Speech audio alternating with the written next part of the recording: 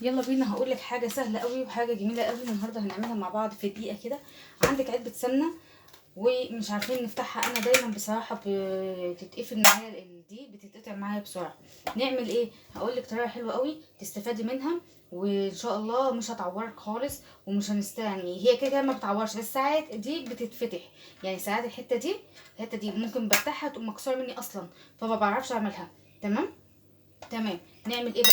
هقول لك نعمل ايه. نجيب المعلقه، تمام، هندخلها كده زي الاخر. خدي بالك عشان ما تقطمهاش. حلو، ما تقطمهاش دي. تمام. نعملها كده، نعملها تاني كده. استنى عشان تشوفيها. اهي ندخلها كده كده، ندخلها للاخر، نقوم عاملينها عليها كده. تمام. ونقوم نعكسها كده. تمام كده. اهي بقت سهله بمنتهى السهوله. هي حركتين، احنا عملنا ايه في حركتين بالظبط. بصوا بس، ولا اتعورنا ولا اتقطمت منا ولا اي حاجه. طبعا دي ساعات كتير بتتقطم منا في اي حاجه بقى، في التونه في اي حاجه بتتقطم منا. تمام اهو بالشكل ده. سهله جدا وسريعه وزي الفل اهو يا جماعه.